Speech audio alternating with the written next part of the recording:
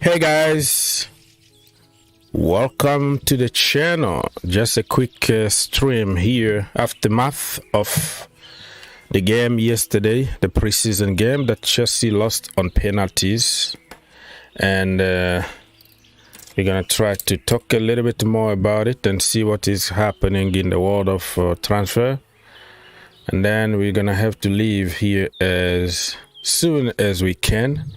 Thank you for stopping by. Don't forget to like, subscribe, share to help more people to join us. So the more you like, the more people are going to join us. Thank you so much. Much appreciated. Yeah, so where we start, huh? Probably let's start by something positive from last night. Raheem Sterling, on his debut at Chelsea Football Club, he showed some glance of brilliance. You know, one of the few people that actually showed something, regardless of the setup that he played in. He tried to do what he could. So 45 minutes played, 80% pass completion. That means 8 out of 10. 85% dribble success. That means 6 out of 7.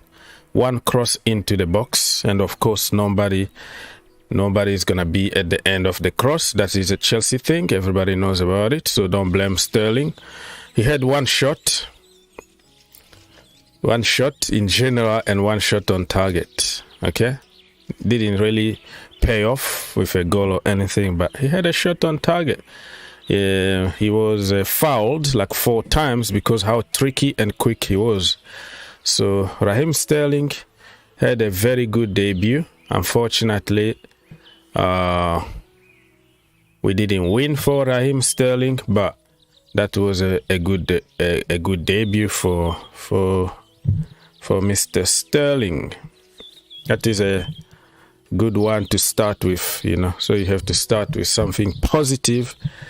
And let's see how it's going.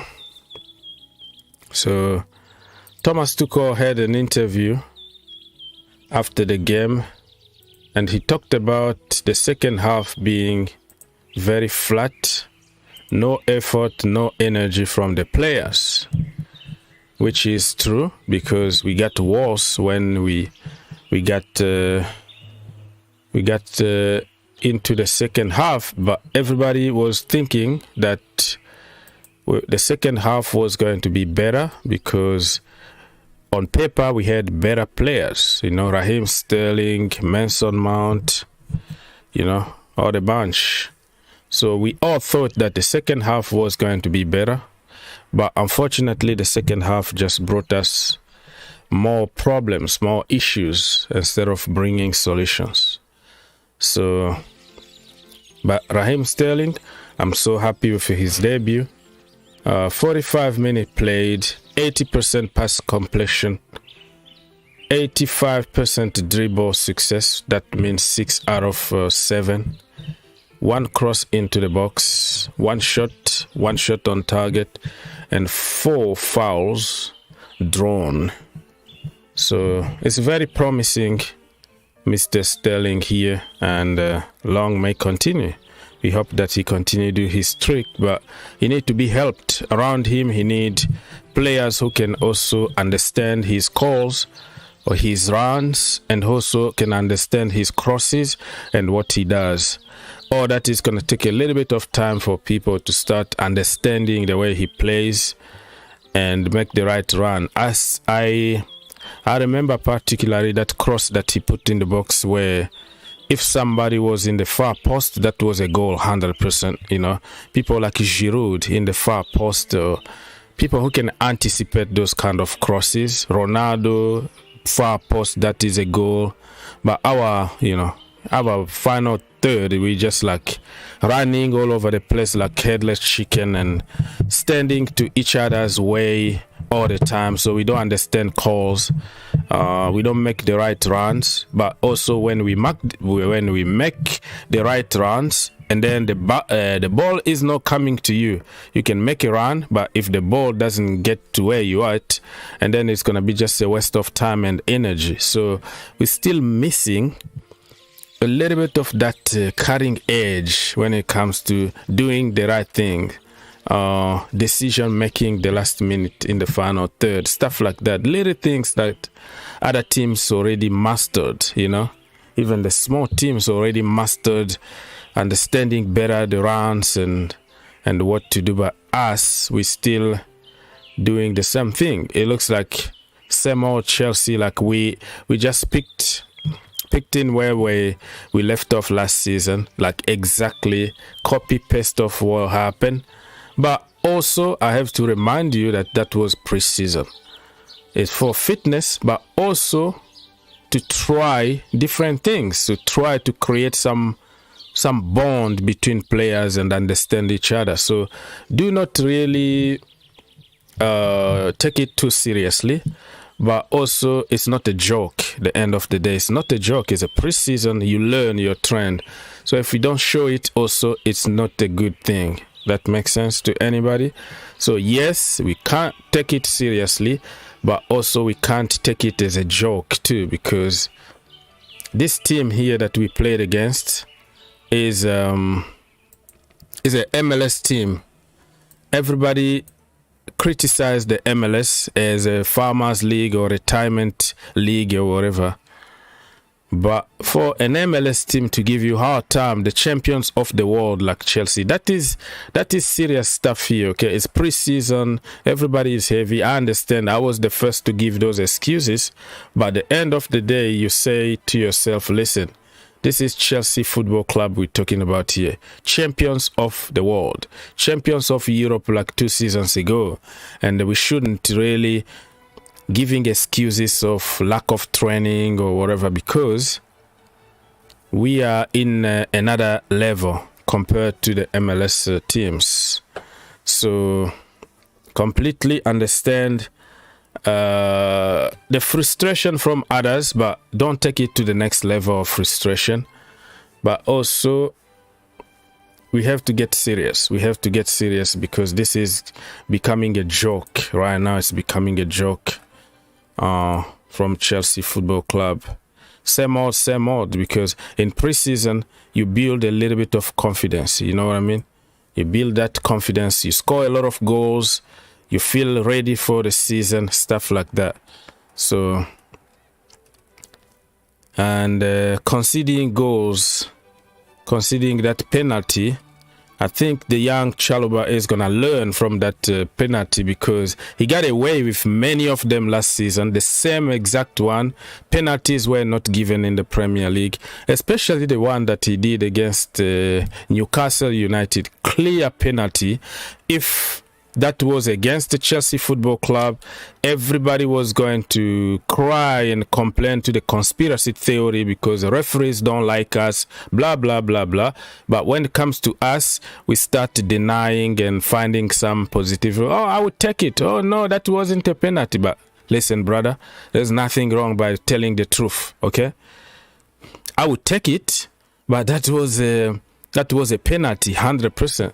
So Newcastle deserves 100% get away with a point, or at least 3 points from the bridge, because of Chalobah. Always try to defend, blind defending, you know, like giving your back and then raising your hand. You never know where the ball can hit you. So he does that often, a lot. Like I remember everything, because I do watch alongs and I watch games again to try to analyze and make player ratings. So I watch the game more than ordinary people because of what I do. So I still remember, I was like flashback, and I'm like, yeah, the young Chalobah always does that. You know, don't deny it. That was a penalty. Of course, you didn't look at the ball. Of course, you gave your back, but that is the rule, okay? That is the law of the game. Is a penalty, and he get a yellow card. Hopefully he can learn that you don't defend with your back blindly and raise your hand, because somebody might just know how you operate, he's gonna feint, and then you go down, and then he's gonna just hit the ball in your hand on purpose to get a penalty. Some people are very clever on that, so Chalobah need to improve on that. I'm gonna go ahead and read some comment if there are any. Mark Smith said that what even that means. Oh, Coco, what's that mean? Sterling was good. I loved his game yesterday. Yeah, he was one of the few people that showed us something yesterday. Hi, Mr. Laurenz. Hope you recover from the disappointment. I was on the watch along, and we had a terrible watch at the end. Yeah, that is the way it is, you know. Not really a big disappointment because it's a preseason. I have to take to context everything here, but losing that manner, like the same exact copy paste, like we never learned anything from last season disaster. You know, same odd. We lose on penalties. How many penalty shootout we missed? We lost last season. Same old Chelsea. How many chances we created, like clear chances in the box to allow our attackers to cook? Nothing else. But of course, you have to blame players. So all that is just same exact copy paste. So it's not like a big disappointment. We didn't lose any major trophy or anything, but it's about confidence. It's about, you know, trying to see something new in the team, you know. It is what it is. Better I borrow against the MLS team than borrowing it to a rival or in a Champions League game. There we go. Chelsea should go back to the drawing board and also make some changes. What kind of changes we're gonna make? Because people don't want to tell the truth, okay? Right now, people try to hide behind the youngsters. Oh, you can't win anything with the youngsters. I told you so. Like many people were looking for those so-called red flags to get on the kids, get on Levi. Oh, you see, this is why Thomas Tuchel don't want him. How many games he played with the first team? The guy is from an injury. The guy been back in training like for a week. All those little things, people are not going to talk about them. If you hate somebody, this is a perfect opportunity for you to go and say, I told you so. But if you look at it, the situation is more than blaming players here. It's more than just the preseason or losing against the MLS and all that. But we've been battling against rivals. Arsenal came to the bridge and completely destroyed us. Okay? Brentford come to the bridge, completely destroy us. We lost more games in the Premier League at the bridge more than any other seasons. Everybody was feeling confident to come at the bridge and beat us up.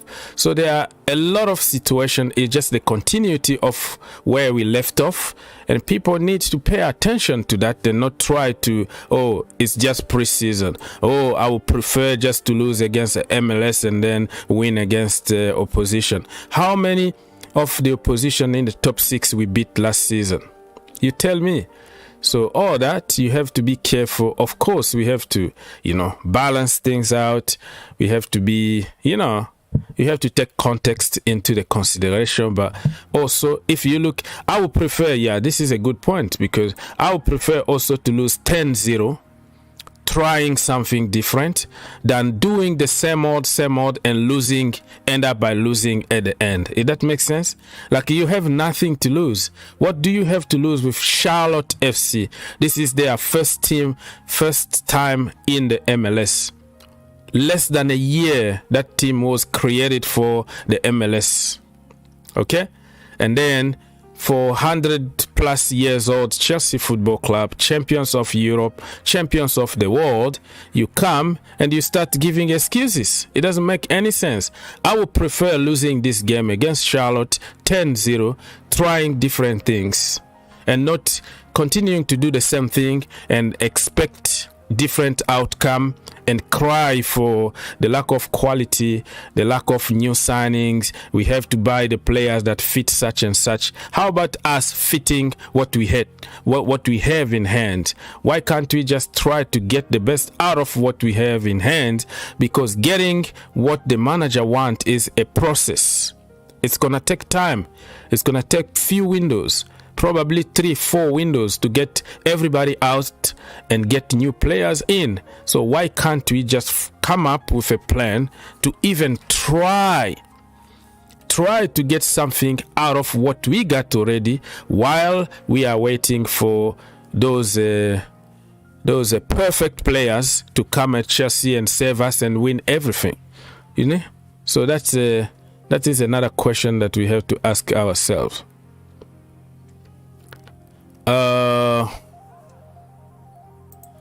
I blame our coach. Listen, coming to Chelsea, Thomas Tuchel said he doesn't need them. Slim Bright said those preseason give us a good feeling too. It's not all about the loss. I'm happy for what happened because the coach seemed very stubborn to change his style. We need a proper number 9 too. Get us Ronaldo. Okay, the coach, you are one of the few people that can still tell the truth, and you're gonna have consequence because you're gonna have people attacking you for telling the truth. Yeah, the preseason is gonna give you a good feeling. It's gonna be the build-up for the season. You get excited. It's okay. It's good for the feel-good factor. But when it comes to just doing the same thing over and over and being stubborn and only my way or no way, there's a problem here. There's nothing wrong by let us lose. Oh, he doesn't play that system because he doesn't have players to execute it that can. Listen, how many times you try? At least you give it a try. I will be celebrating now 10-0 loss to Charlotte FC if we tried something different. If we tried to say, you know what, I'm going for something else. We saw under Antonio Conte, the year that Antonio Conte came to Chelsea Football Club. What happened? He came up with 4 at the back, which he doesn't really understand even how to play that system. He tried it for the first time at Chelsea Football Club, and we were destroyed by so many teams. And when we were destroyed, we were losing games for fun.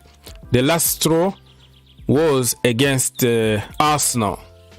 We are losing 3-0 in the first half. You know what Antonio Conte did? He was like, you know what? Forget it. Forget the 4 at the back thing. I'm going with what I know best. Let me try something else. The second half, he came up with the 3 at the back system. And then we ended up by losing 3-0. But the second half, much better half. We didn't concede any goal. We were very dangerous, very, very solid. And everything started that day, that moment. And then we went for the rest of the season. I don't know if we even lost the game since then. We destroyed everybody for fun. That's what football is about. You can't continue to do the same thing over and over and over again, expecting the result to come your way. Okay, you have to adjust the system to put certain players in their natural condition to perform. And what happened to Antonio Conte the second season? Again, a problem. Because why? Being stubborn. Yes, the 3 at the back helped you win the league, destroy people for fun because they didn't understand how you play. He took the league by storm. Everybody didn't know how to cope with Chelsea Football Club and Antonio Conte. The second season, what he does, boom, same old, 3 at the back, blah, blah, blah. Everybody figured out how we play. Again, we went back to losing games. It just tells you that in football, especially in the Premier League, you have to be flexible. Just because it worked yesterday, it doesn't mean it's going to work today. So those little examples is something that people don't want to take seriously. Sterling, Havertz, Mount playing no goal. We need a striker. We need a striker, but the manager don't want Cristiano Ronaldo. He said that he's going to bring more problems. We have to respect it. But who are we bringing? He tried Lewandowski. Lewandowski don't want to come to Chelsea because he want to go to Barcelona. Who else is there on the market? The young Armando Broja, clearly, he's not a favor, you know. We might use him but by default because we don't have anybody else. But if we were given a chance to buy somebody, Thomas Tuchel was going to buy somebody. That's why he tried to hijack Richarlison the last minute. You know, hijack FC. All this time that Richarlison was there waiting, begging for Chelsea, we didn't go for him. All of a sudden, boom. Richarlison is gone. The last day we try, oh, we are coming for you. Can you take 10 kilo of rice plus some money and give us Richarlison? It was like, it's too late. He was here and you just came late.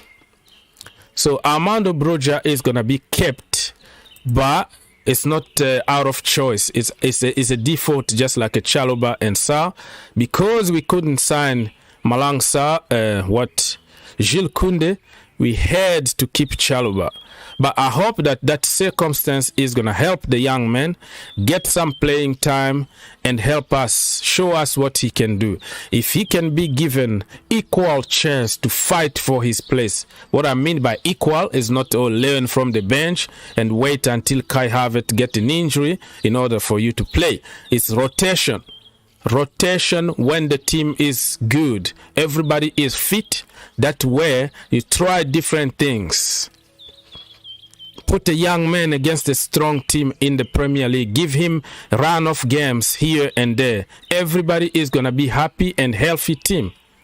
But at Chelsea Football Club, until the team is down, burning, everybody is dead, we don't make changes. We don't rotate the team. We don't try different things. We do the same thing over and over and over and over again, and then try to find scapegoat. And believe me, you will see how Chelsea fans are going to turn against Raheem Sterling. Not long. If he start missing those one-on-one, start giving people heart attack, people are going to get on him. You know, and nobody is going to question how we play. How many chances he needed at Manchester City to score one goal. Because they create tons of chances. But at Chelsea, we don't even create one. When we create that rare chance, you have to score it. So nobody want to question the structure. Want to question everything, because if you question, you have an agenda. You are Thomas Tuchel out, blah blah blah. He needs his own players. But I'm telling you right now, he can get all his players, but if he's gonna have one dimension of football, only one way of playing football, people are gonna find us out and we're gonna get punished. That's the way it is in the Premier League. You have to be tactically flexible. Okay, and he didn't want Jesus, Gabriel Jesus. Look at him at Arsenal now. He wanted to Sterling. Okay, we give you Sterling, but who is gonna finish those chances? That is a question mark. Okay, Prince Bot said Ronaldo is good player, but the coach said he don't like Ronaldo. Yeah, he has also his reasons not to like somebody. Listen, you don't have to like anybody in life. No, you don't have to love everybody. You know, people have likes and dislikes in life. You have to respect it too. But also you show us what you can do with what you got in hand. Let's go here, read some comment. We had some of these forward under Lampard who did not play back three. They were not so good then. We also see them with their national team, nothing different. The player needs to step up. All right, that is another comparison here. But that is where the coaching comes to place. The national team is completely different than clubs. This is where the coaching comes to place, because you can't always blame the attacker, the front three, always pointing fingers on people.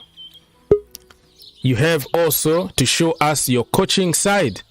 You know, when you put, first of all, just put the right system in place for them, put them in their natural position, and let's start talk after that.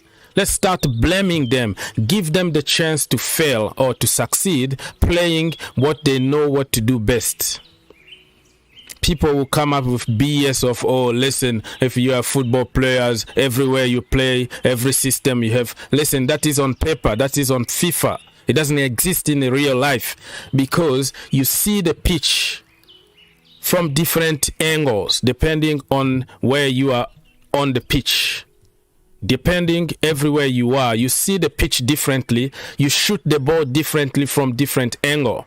Did we really need to put Hakim Ziyech from the left-hand side yesterday? Just tell me. Simple things like that, people don't consider that. Oh, he's playing in the front three. What system? What position? It's just simple common sense.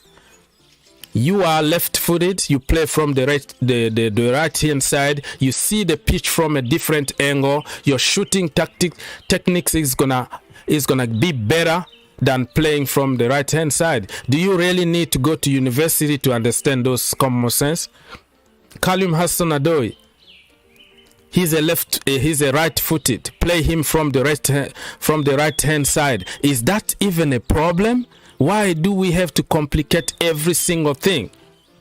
So instead of giving players the chance to fail rightly so we can criticize them, instead of jumping and copying and pasting reaction on social media, we have also to see the basics. Let's start by the basics. You are a striker, do your job first, and then you're going to help the entire team after that. Do your job of scoring goals first, but also play from where you feel comfortable. Why can't we just go to old school football? Why everybody need to be like a robot on the field where you have to follow a certain structure that you don't even understand?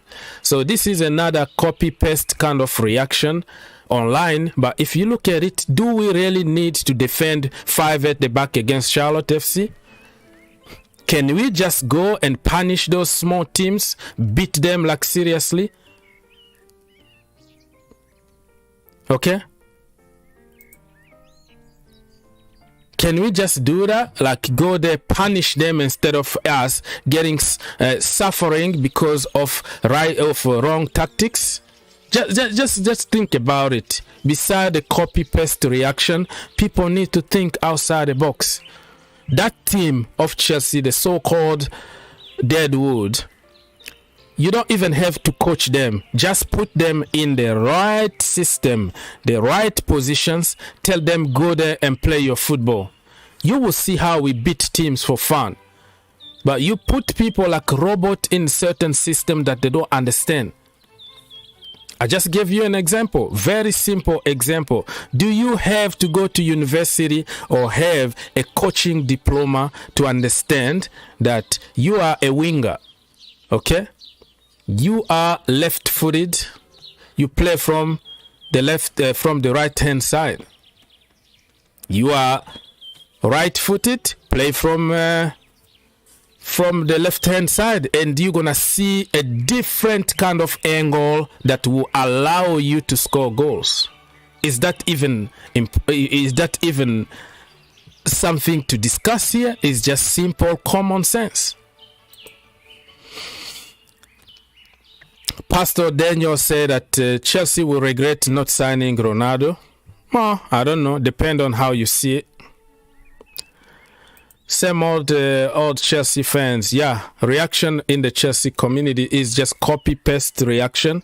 Nothing genuine. Nothing like people don't take a minute to think. Like, do we really need miracles here or point fingers on people when everybody is out of position? Before you blame them, just try. Give them a run of games in the right position, right system, and even me, I will come here and tell you to get rid of all of them. But you set people to failure and then you point fingers on them. How that works, I don't know. And I tell you right now, okay, you can take Manchester City team, you take your Liverpool team, because everybody is giving an example. You bring them at Chelsea, they're not gonna win the league playing in the way we play. They are good because of the way they play. Arsenal are going to destroy Chelsea. I'm not sure about it. This is London derby played in Florida. This is more than a game, and everything goes out of the window. Of course, they have more quality. They started the preseason earlier than Chelsea Football Club. They bought their players very early. They took them on preseason. Everything is working for them. They are destroying teams for fun. Gabriel Jesus is another level. Chelsea are playing like headless chicken. No system, no nothing. We are all over the place. But listen, this is a London derby, and against Arsenal, listen, friendly or not, you destroy them. You beat Arsenal.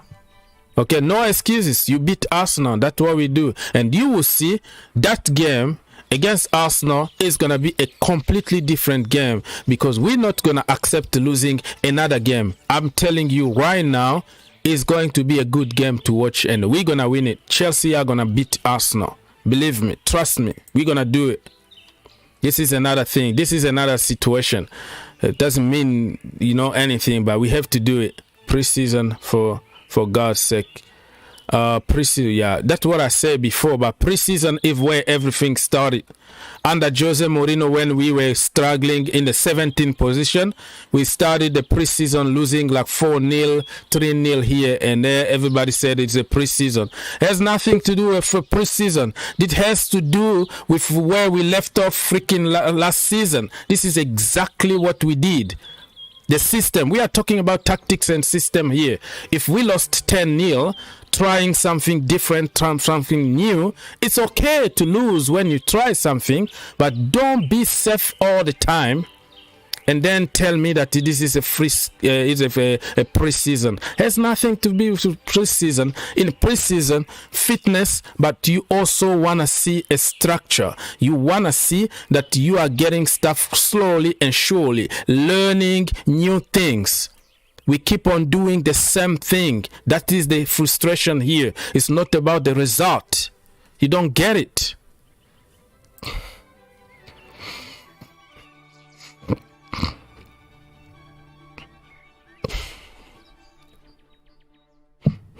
There we go again. Gallagher cost us the game yesterday. You were crying for him. Started for Chelsea. Blah blah blah blah. Boring. Listen, you can say whatever you want. If you have money to buy, go buy players and let's see how those players are gonna be perfect. I just said here, this is preseason. It's just the manner. It's just the way of play that was difficult to see. We don't try different things. We don't have plan B. But yeah, go buy. Boring, man, boring. Yeah, we have the opportunity to kill those teams for fun, destroy them. Why do we have to play? Why are you afraid of a freaking Charlotte FC? Let the kid out there play football. Allow them to cook. Yeah. There we go. Why did we let Giroud go? Well, when Giroud was there, the same people were calling him names because he was missing few chances here and there. Everybody is going to miss a chance. Everybody is going to miss a pass. Football is not exact science. Football is about trying different things. You can try 1,000 times and 10 are going to work. It's not like every time you try it's going to work. So people would pinpoint somebody because of one mistake. Oh, look at this. You were saying this. This is preseason. First of all, what I'm complaining about is about us. We want to see a different way. We can die trying. You know what I mean? We lose the game, but trying to do something instead of being very cautious at the back, protect the back three or whatever it is. Clean sheet, safety first kind of approach, and then get smashed at the end. What the point? Why can't we start punishing teams instead of team punishing us? Because we have the ability to do it. Safety first is what we see at Chelsea Football Club. And here we go. When Ziyech was on the field, we didn't lose. We were leading 1-0. And like I said, when it comes to position, he was playing from what position? Tell me again. So like I said, everybody is gonna just pick up on somebody that they don't like and make a theory about it. Now it's Hakim Ziyech to blame. When Hakim Ziyech was on the pitch, we didn't lose. We were leading 1-0. He didn't have a good game, just like anybody else. We were just flat because part of that because of the system. But nobody wanna say it. Okay, let me just jump. Max say, I'm way behind everything here, people. So I'm sorry for not reading your comment as soon as possible because I'm a one person. I can't really jump to 1,000 comments at the same time.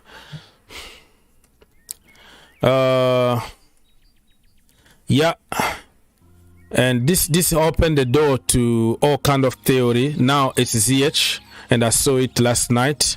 Is Ziyech to blame for what? I don't know. What he did worse than other people on the pitch. I don't know. And people don't take into consideration the system and the position that he was playing against. It's embarrassing to play 5 at the back every game, even against the small teams. So yeah, that's what I've been saying. Why can't you try to punish teams instead of being safe all the time? This is pre-season.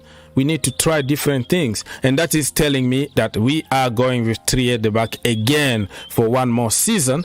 And let's see how people are going to blame Raheem Sterling, because with that scrap system, Raheem is not scoring 15 goals. No, he's a good player, but put him in the position that he can feel comfortable to do something. You know, Raheem Sterling, you can bring him, you can bring whoever you want, De Bruyne. If our positioning, our structure is not good, nothing is gonna happen, believe me. Okay, let me see if there is any breaking news here. This is going to be a very short stream because I have another stream probably for the Liverpool game. And I'm going to continue talking football then. But I'm going to have to go as soon as possible, get some work done, and come back like in 5 hours or 6 hours from now.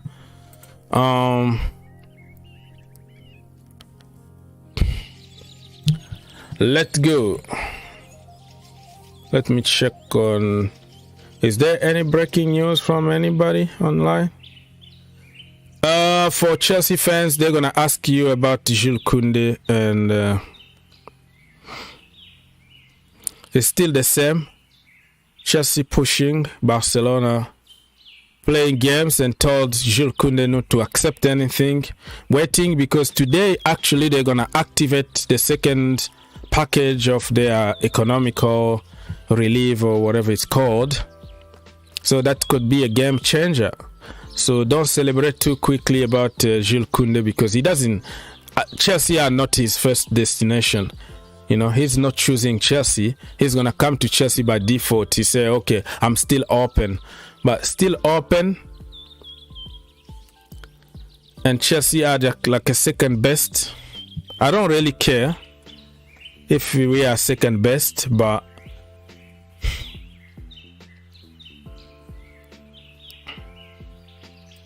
so, this is the breaking news here from Fabrizio Romano, right? Jules Kounde has been left out of the team. You see? Official from Fabrizio. Jules Kounde has been left out Sevilla's squad for upcoming preseason friendly in Portugal, as negotiations are still ongoing. It was already decided internally, as Sevilla are in talk to sell Kounde this week. So it's So it doesn't mean that he's coming to Chelsea. Negotiation, he still negotiates with Barcelona and also Chelsea. Agreed terms with Chelsea, agreed term with Barcelona. So this brother is playing games and fooling us. You're not gonna fool me. Okay, I completely understand that you are coming for money or because you didn't get your best move. And you come to Chelsea Football Club, no excuses. You do the job, you do your job, and that's it. That's it. We pay you money, you do your job. That's the way I see it. There's nothing special here about this brother. I don't really care, to be honest with you. So that is the news from Kounde for now. There's Sky Sport reported the same old. How many times in the last 2 years Chelsea are on the verge of signing Kounde? People tell me, how many times in the last 2 freaking years? Every single day we are always on the verge of signing this brother, but people will buy it over and over again every single day. So people, you have to wait until he's holding the shirt, it's official, before you celebrate, because anything can still happen. This Kounde deal is sickening. I'm sick and tired of this brother and all the antics. I want it to end. When is it gonna end, Robbie? End it like now. That is my wish. Okay, a few more minutes here. For the other games that happened last night, because we have different fans. Arsenal 3, Orlando 1, and we saw some very beautiful 4-3-3 football. Gabriel Jesus is another level, really.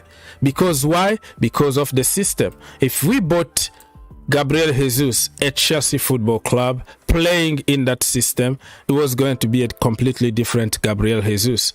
People don't want to see it because of different kind of agendas and narratives.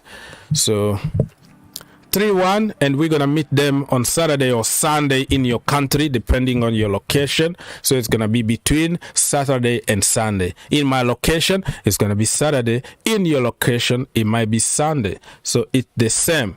So let's wait and see what is gonna happen between Chelsea and Arsenal. But that one, no excuses.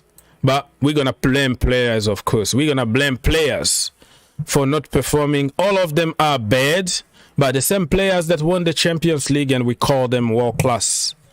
All right. Good. Jules Kounde. 5 years contract by Chelsea. Yeah. Same old. Boring, same old news. Read some more comment before I leave. Very late with comment here. Pastor Daniel. The midfielder are not defenders. Chaluba is a midfielder and not a defender. Okay, this is another theory here.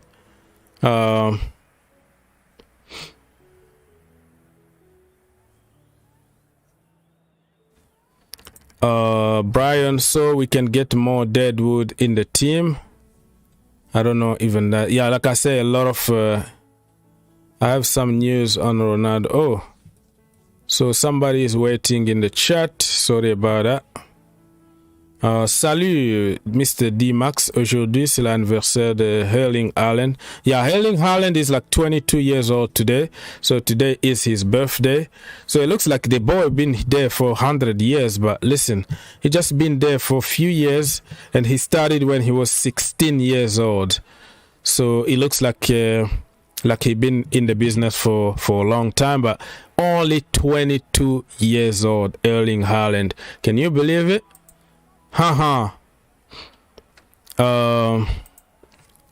What system will fit the team?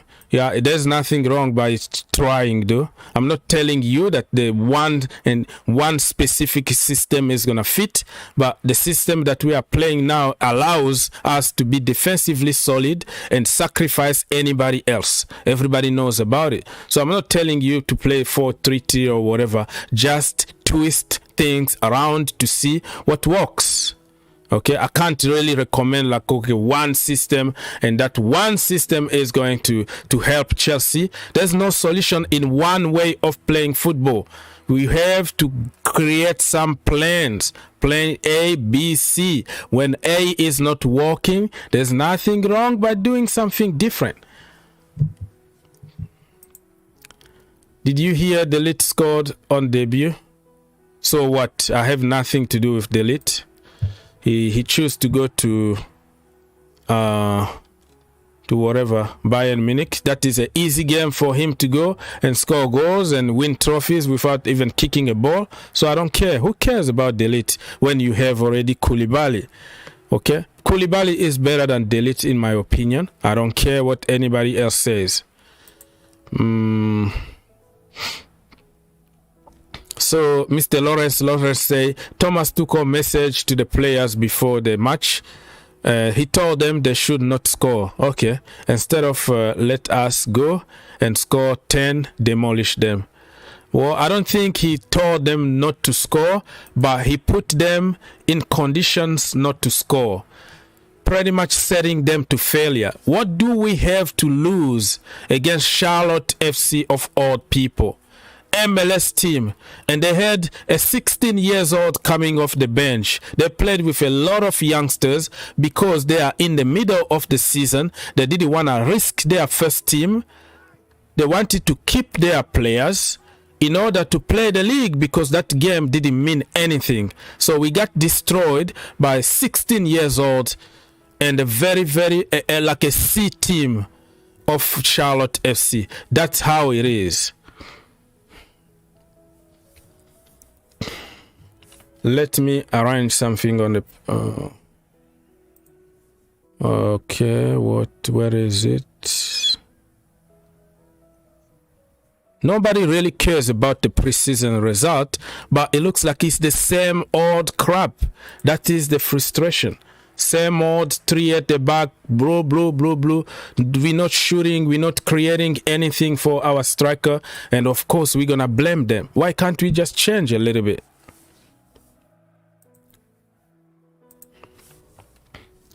Herbert, are you still there? Hello? Yeah, I'm still there. Yes, sir. I didn't see your message on time because I was busy with other screens. But yeah, how is it going, bro? Yeah.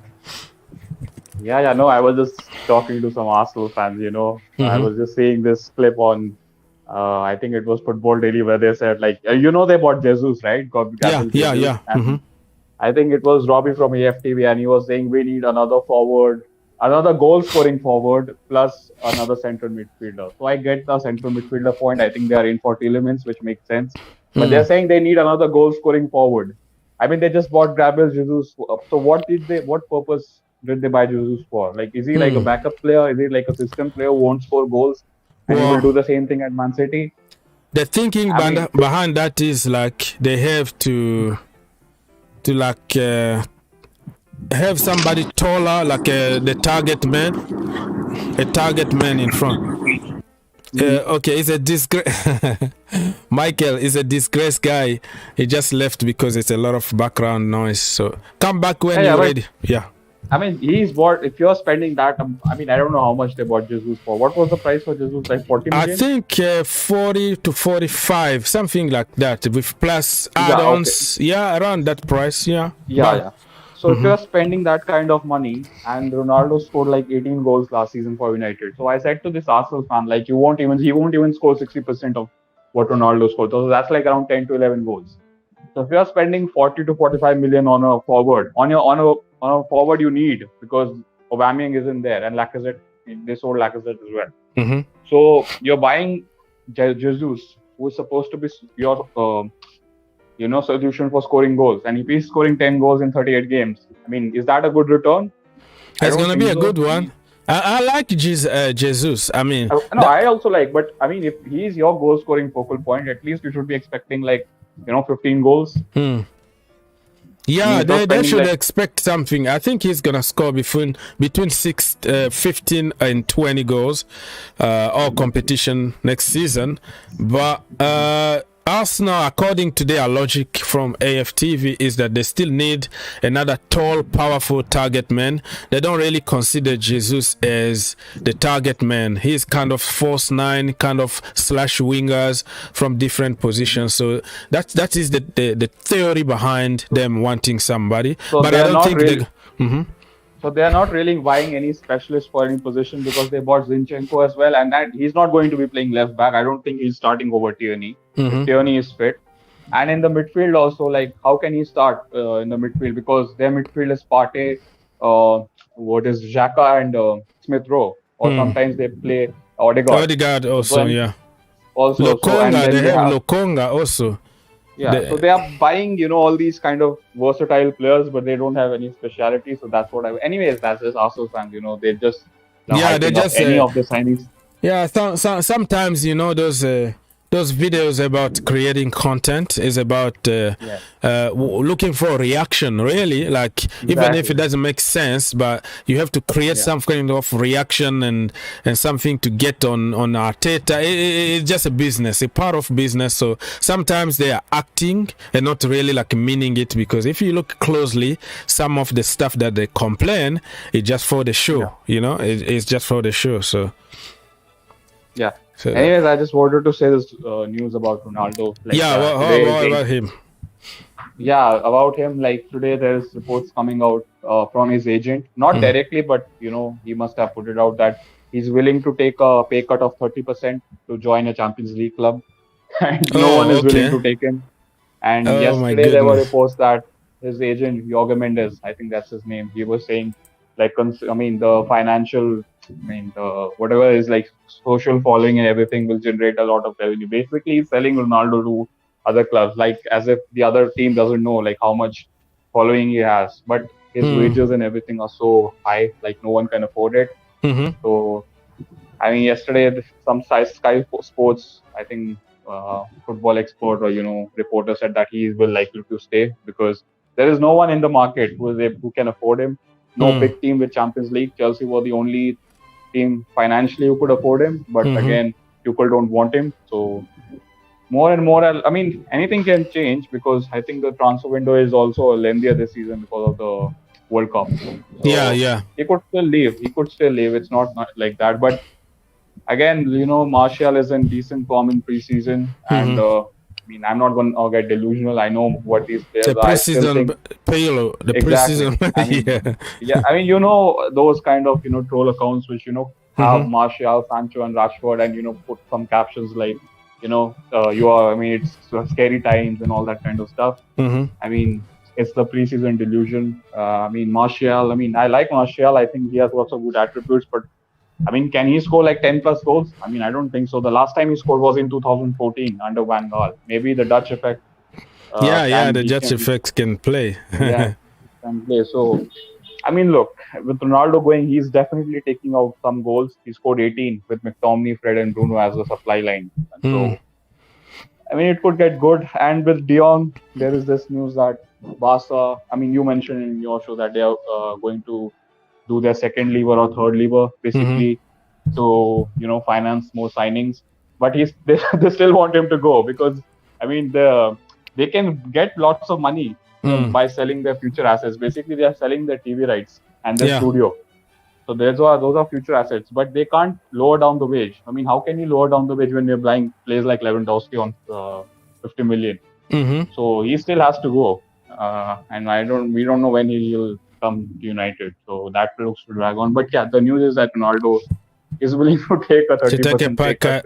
Oh my goodness, Ronaldo, man, that shows you that there's an end for everything in life. Because 5 years ago, if Ronaldo was on the market, everybody was going to jump on him. But now, kind of people understand that. Listen, it's time, probably time to let him go. Because what the point of paying that kind of money, and also the attitude, many things that people are accusing him of. But let's just wait and see what he's gonna end up. But I'm just wondering, it's gonna be like a walk of shame if nothing worked, okay? And then he need to come back to the team, can you imagine everybody in the dressing room, how they're going to be watching him like, yeah, you didn't want us. You didn't want to be here. We know we don't. I don't know if he's going to get the same respect in the dressing room, or I don't know. What kind of attitude do you think the entire team of Manchester United are going to have when he comes back here?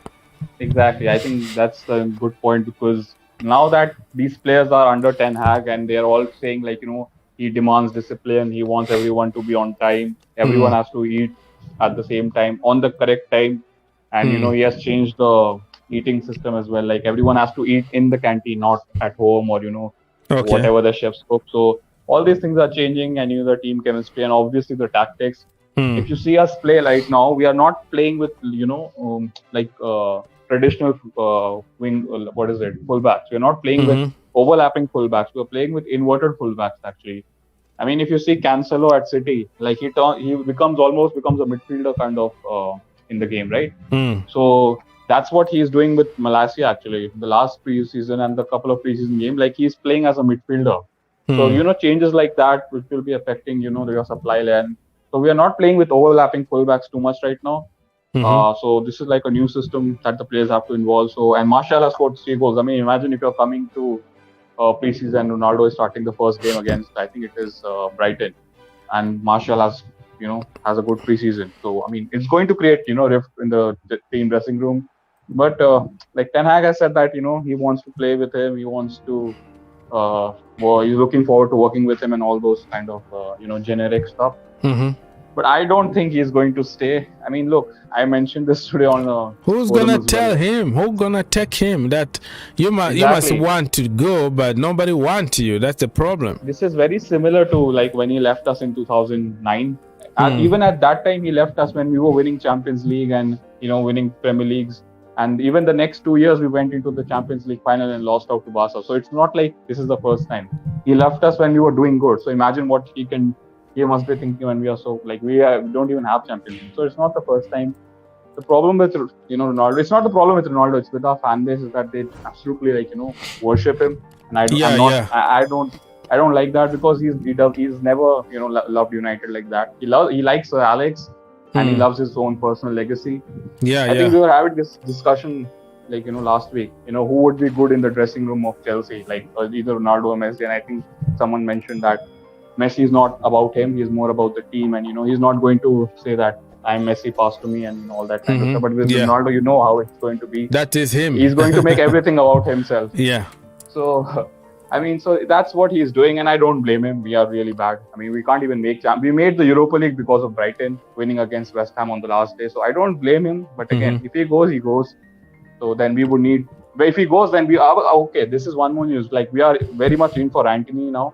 Because he's really pushing from his side, and as I said, like, we can offer a package of 40 million plus Peach and Led.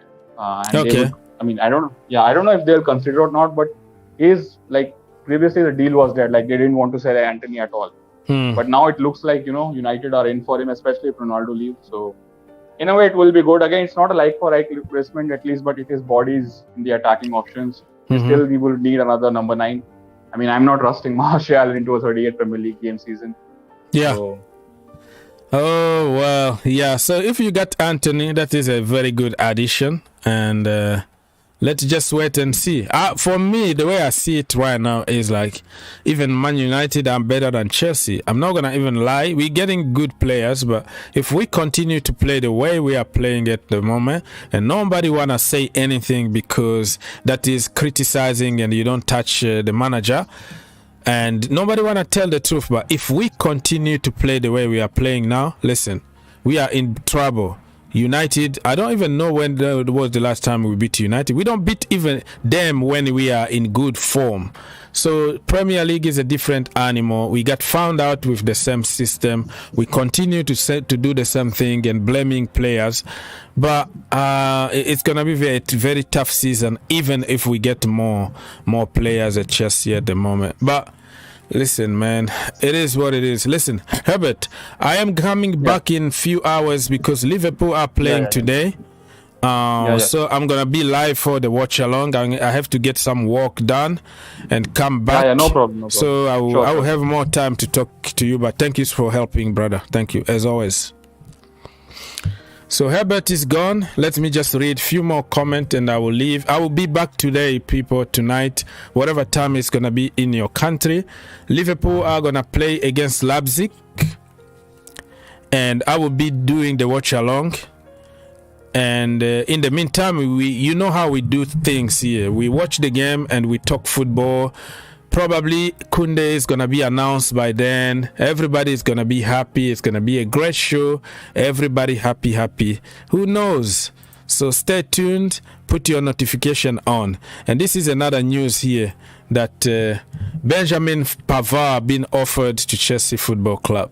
Come on, man. Come on. You know Pavard, right?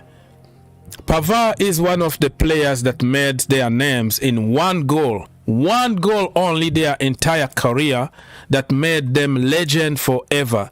That guy scored a wonder goal against Argentina in, I don't know, semi-final or something of the World Cup in Russia.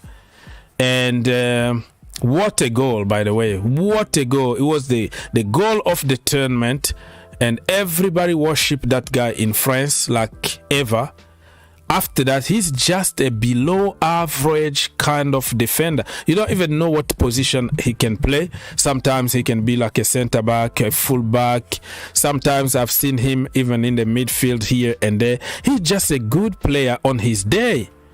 So I don't see anything special. And from that goal, that's why Bayern signed him. But he just, I don't know. He's just not Chelsea level. He's not Chelsea level, but we will be linked with everybody because, you know, he's French and supposedly he's supposed to be better than what we got. But this Pavard guy, I don't want to see him at Chelsea Football Club. And that could be just a speculation.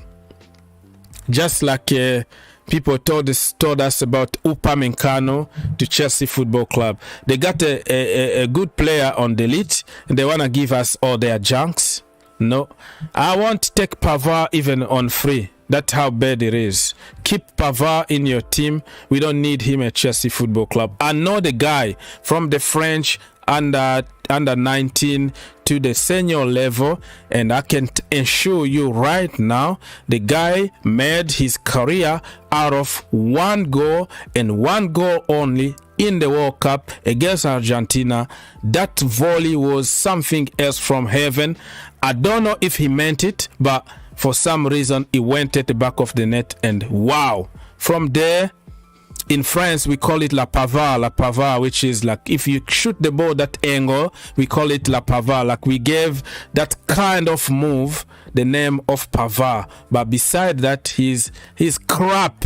He's crap in the national team. He's crap everywhere, even at Stuttgart when he was playing for Stuttgart. He's just a below average player, but he's going to be a good player on his day, you know. On his day, he's going to perform good. So Chelsea, stay away from freaking Pavard. Okay, let's see. Is there any comment here before I leave, people? I will be back.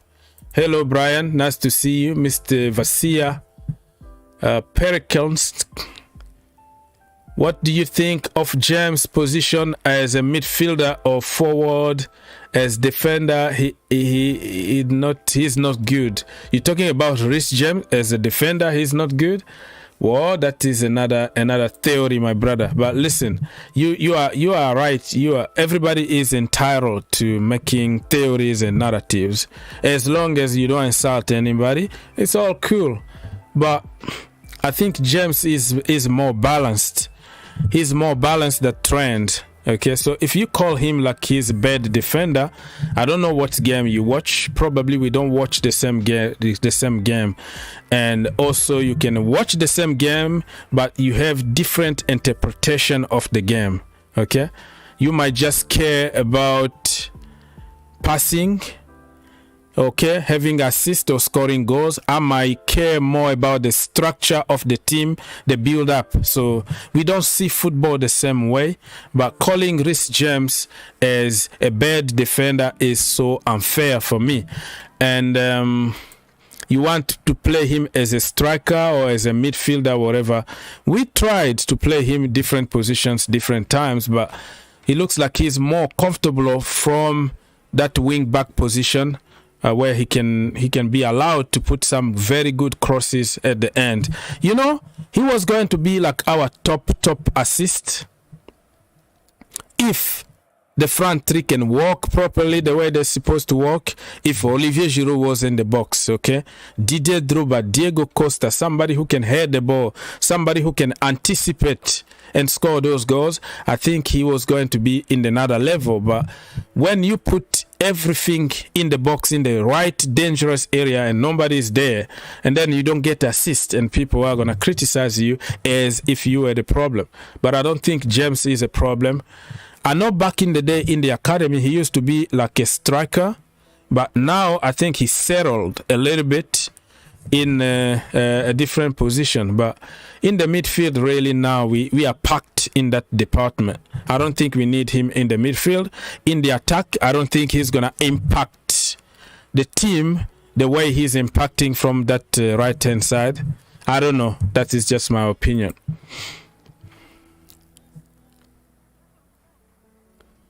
Okay, Mr. Erling Haaland. Hello. How are you doing, my brother? He is the best passer. So like I say, the passing ability doesn't mean that he's going to have the same angle of passing when he plays in the midfield. You know, depending on the area of the field you play, your tactics or your techniques of shooting or passing is going to be different. Did that make sense to you? If you never play football, you don't understand. The pitch is so big and different places, different angles, different techniques of shooting. Did that make sense? So he's not going to impact too much from the midfield, in my opinion, but he might prove me wrong. You know what I mean? I don't think he's going to have that impact in the midfield. But you are right. We need a better passer from the midfield. We need somebody who can play more direct football. I know nobody want to talk about it because he missed a penalty last night, and during this preseason he's been poor, but Conor Gallagher can just do it. Listen, when that kid is settled in the team, okay, you take the bias opinion, English and academy kind of narratives away, you look at it closely, you will see that he can do something good for Chelsea Football Club, and mistakes are part of football, okay? Mistakes, that's what makes you grow. You don't make mistakes, you don't grow in football. That's the way it is, just like anything in life. You make a mistake, you learn from that mistake, and you try to avoid it in the past. I'm not one of those people of black or white who are looking just for red flags to say, I told you so, or the academy products are bad, English player, nah. Like looking for just a little bit of opportunity like this in a preseason game where a kid made a chance here and there, he's struggling, the weight issue, the weather, you know, lack of form in general, the beginning of the preseason. You don't take to consideration all those little elements. It's always comparison. Oh, look at another guy. Another guy is doing good. That means you should be doing good too. We are human beings. We are not created equally. So if you compare somebody from City because he's doing good already in preseason with Conor Gallagher or Chelsea Academy, and then something is terribly wrong with you. It's wrong with it. It just tells you clearly why you're here for Chelsea to begin with, and what is your agenda against those kids, because that is beyond football. It has nothing to do with football. John said that I actually would like Kennedy to stay at Chelsea because these 2 games he been good. Very good point, John. Kennedy been arguably one of the best in this preseason. You know why? Ask me why. Simple common sense. Playing from the right hand side. Not exactly the position he used to play in Brazil, because in Brazil he used to be a winger, right winger, and he played also as a center forward. He played also as a number 10. Let's say all the position in front, and he was scoring for fun in Brazil. People were comparing him to Neymar, Oscar, the next big thing at Chelsea in Brazil. came to Chelsea, we forced him to be a defender, a full-back. And not only a full-back, but playing him from the freaking left-hand side. He can be a full-back from the right-hand side because he's a lefty. So he can have more impact from the right-hand side than from the left-hand side. It's simple common sense. Look at him now. He's not even playing in his natural position. We bought him from Brazil. But just playing from the right-hand side of the pitch, Kennedy is cooking. Simple common sense. But today's kid, they don't know anything about football. They can't analyze. It's always black or white. Kennedy is bad. Okay, he's average, not Chelsea level. What position? What position did we bought him from Brazil? Winger. How many times Kennedy played as a winger at Chelsea Football Club? Probably 0. So why do you have to blame Kennedy? Think outside the box. The narrative, when the narrative kicked on social media, everybody copy and paste. Kennedy is a winger. Kennedy can play as a wing back also, but from the right hand side because he is a left-footed, and the different position is gonna give you different angles of shooting. Simple common sense. While let's continue here, Sarr need to go on loan, blah, blah, blah. Are you going to blame Sarr for what is happening? I think Sarr is a very good squad player. And if he's given a run-off game, he might surprise many, many people. Probably he doesn't have the same big names that people want to hear. He didn't cost money. So when you don't cost money at Chelsea Football Club, automatically you are a bad player and you need to go. That's the way it is. You need to go because you didn't cost us money. How the hell we don't spend money? We don't spend money. You are nobody. You are nothing. PSA, is Barcelona doing another Rafinha with Chelsea for Jules Kounde? Thought on that. I talked about it like a lot, my brother. Like spent like 20 minutes on talking about it. Just let's wait and fingers crossed.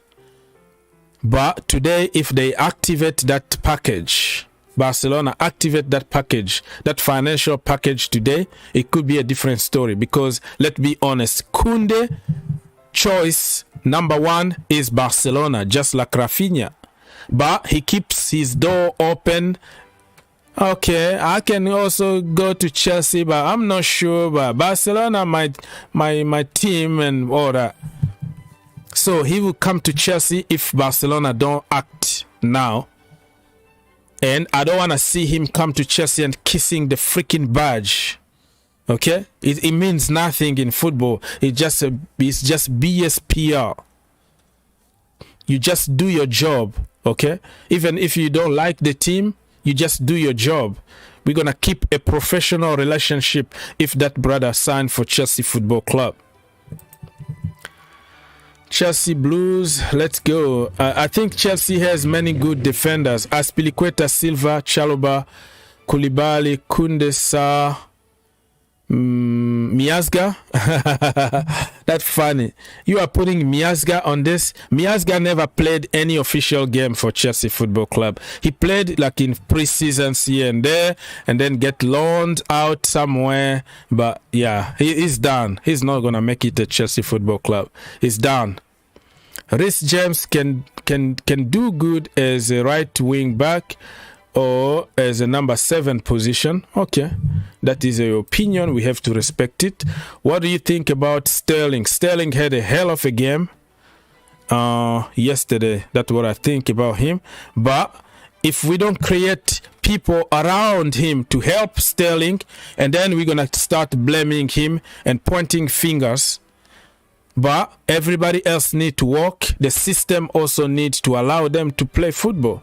Sterling tried everything he could, but he couldn't score because he was far away from the goal. and we were just defending against a 16 years old Charlotte team.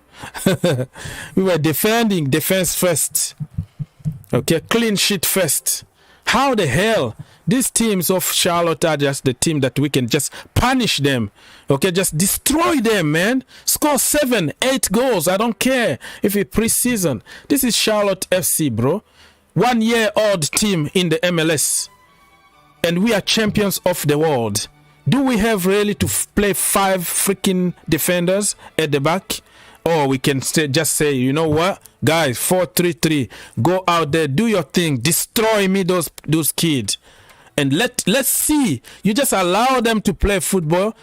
You will see how Chelsea were going just to completely alienate this team, completely destroyed. But okay, no, we go with 3 at the back, safety first, and at the end we're gonna blame some players. We're gonna pinpoint some scapegoat, and then they are the problem because they miss a penalty. Do Chelsea need a freaking penalty to win a game?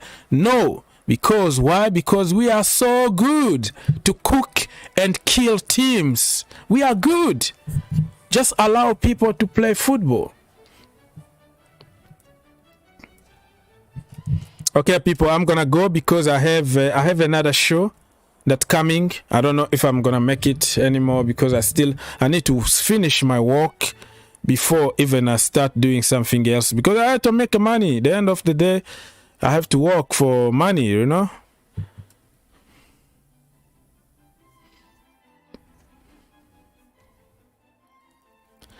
Official for Chelsea fans here is Jules Kounde has been left out of Sevilla squad, but that doesn't mean that he's signing for Chelsea.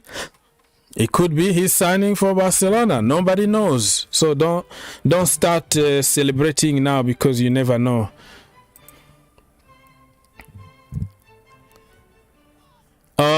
Mr. Vasia said that what about defenders and forward coaches? What do you mean by that? Like Chelsea need a defenders coach or forward coach? That is a good point. We already have Anthony Berry that Frank Lampard brought from Wigan Athletic. Remember when we were linking a lot of goals and Lampard went to call his friend Anthony, and when he came to Chelsea, he actually organized the defense better, set pieces, and we were even scoring a lot of goals with Kurt Zuma and also Thiago Silva. So we got better. Now, if we bring an offensive coach, I'm not gonna be opposed into it, because somebody need to coach our attackers. Looks like we coach very good our defenders, but nobody is coaching our attackers to help them score goals. So we need to find balance. The problem is, would Thomas Tuchel allow that? Because it's gonna be just like questioning his coaching, right? If you bring somebody else in the team, that means you acknowledge some weaknesses on the manager. So I don't know if the ego is gonna kick on here and say, no, you know what, I know what I'm doing, kind of. But if you look at even Jurgen Klopp, right? He needed to hire somebody even to teach players how to take like throw-ins. They have even a throw-ins coach that they pay money to teach players how to take the longest and better techniques to take the throw-in, because everything counts in football. So if we're gonna hire some people to help us offensively, I am not going to be opposed, because we already have Anthony Berry and other guys who are very good on organizing the defense. So I don't know if that was your question, but I don't know. I don't know if it's going to happen. I don't think it's going to happen, because some egos might kick on here and say, you know what? I know what I'm doing. Let me do what I'm doing, you know? Even though Chelsea sold Rudiger and Christensen, Chelsea still had all the help they can get. Koulibaly, right? You're talking about Koulibaly. And who else we bought in the defense? Nobody else. Koulibaly only. And if we get Kounde and we get probably Kimpembe, let's wait and see, bro. Listen, football is not scripted, right? Just because you got a big name it doesn't make you a favorite. It doesn't mean that he's gonna perform good.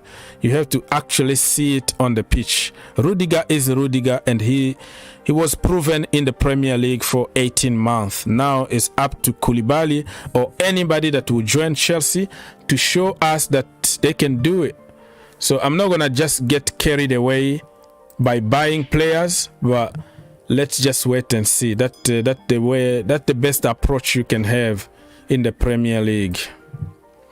Kepa is removed with La Liga clubs, so I think all the Chelsea misery is gonna be over. Okay, depend on what your definition of misery.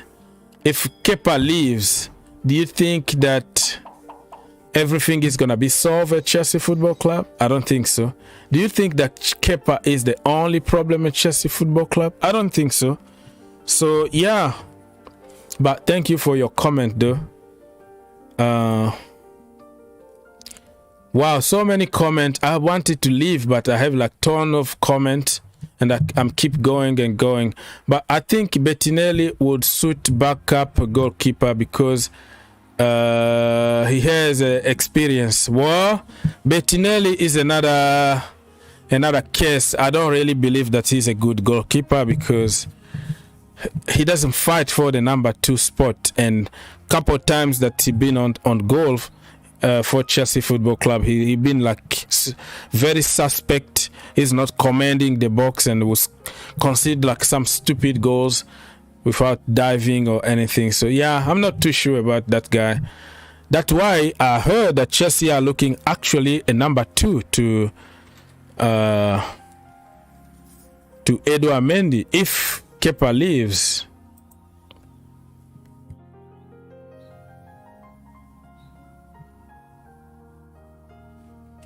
Yeah, Neto also can be a good addition to be a number 2 at Chelsea Football Club after being a number 2 at Barcelona. Good point, good point. Kennedy was good yesterday. Yeah, we already talked about Kennedy, and I said the reason why Kennedy was good because he played from the right hand side and he's lefty, and he got closer to the box, and he was doing his thing because that's where he belongs. In Brazil, we bought him as a winger, as a right winger. At Chelsea Football Club, we made him a full back, but from the left hand side instead of playing him from the right hand side when he can do it. I'm sick and tired even of explaining how you see the pitch from different angles depending on your position on the pitch. And people are going to teach you that, oh, if you're a football player, they tell you to play as a goalie, you go play there. They tell you to be a midfielder, do there. They tell you to go and be a Messi for one game, you have to do it. But that is on paper. That is on paper. On a Mickey Mouse world, it doesn't exist in a real world. You are a good player. Of course, you can help in other positions here and there, but it doesn't mean that you have to play in those positions all the time. You need to just do what you do best, and then the rest is gonna be like a bonus.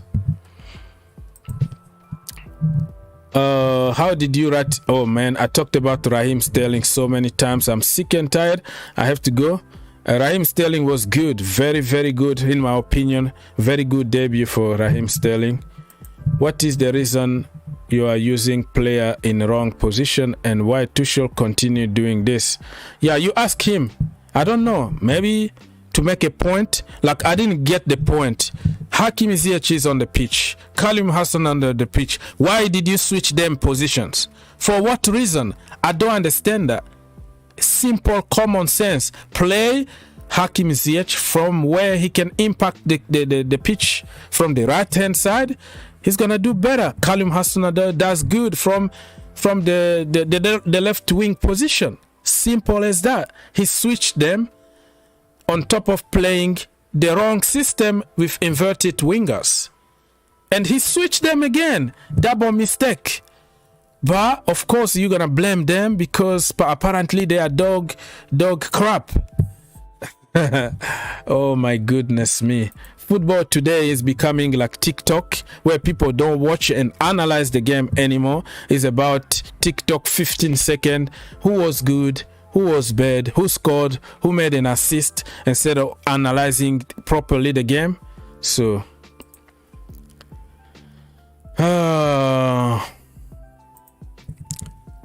let me see here. So many comments, I can't read every single comment here. I apologize. I've been saying this for the last 10 minutes. I was supposed to go in 10 minutes earlier, but now I am stuck here because I have so many comments and I don't want anybody to feel like I am neglecting them. Somebody say, do you prefer Kimpembe or Guardiola? Bro, I don't know. Anybody that can do the job. And at this point, I don't really care. Kimpembe got more experience in the Champions League, World Cup winner, blah, blah, blah. Why not bring all of them? We still need defenders. Guardiola can learn from Thiago Silva and also the beast, okay, Koulibaly. Koulibaly is not going to be there forever. I think he can give us 2 to 3 quality years in the top level. Thiago Silva is leaving next season, so we still have places to grab. Why can't we just bring that very young, promising center back that can learn from the maestros, and then he can cook in the future? Why not? Why don't we do what Chelsea used to do in the past, right? Buy some players, let them go on loan, and get them when they are ready. We can do that, you know. I like the Guardiola guy, Josko. I like the guy, but you know, I don't know.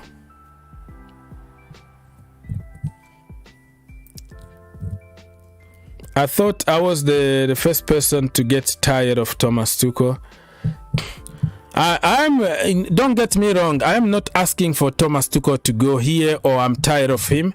I'm just telling the truth. I'm stating fact that we need to have a plan B. We need to twist the system because the same old, you know, if we keep on doing the same thing over and over again, it's going to produce the same result. So we need a plan B. We need to start working on other systems just to give us more flexibility to win games. We don't need to play 5 at the back against Charlotte FC. For the love of God, you can't defend against these teams. Defense, you know, attack is the best defense, people will say.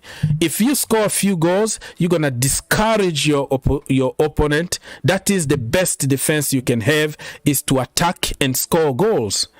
That's the football that I want to see. But don't get me wrong, I'm not going to agree with you in the point where, oh, you are tired of him. I'm not tired of him. I want to see a long-term project. But at the same time, I have to tell the truth because people don't want to tell the truth. You're going to get a backlash from people, going to hate you, going to say this and that because you touch somebody that nobody want to touch. So you are putting yourself in bad position for people to attack you, because how can you even criticize the manager? He just needs to buy his players. All those players are crap. Get rid of him. Get rid of them. They are nobodies, but they forgot that the same players, they were world class and won us the Champions League not long ago, less than 2 years ago.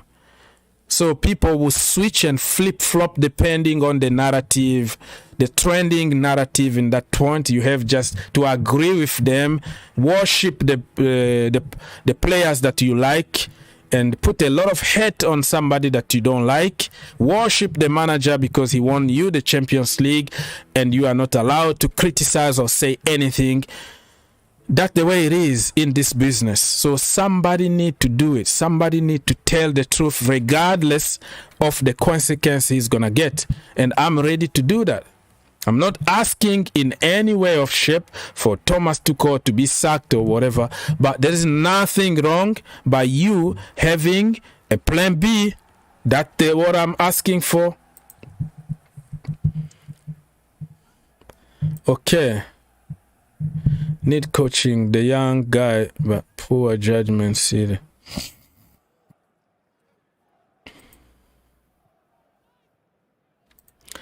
Okay, is our football style too defensive and boring?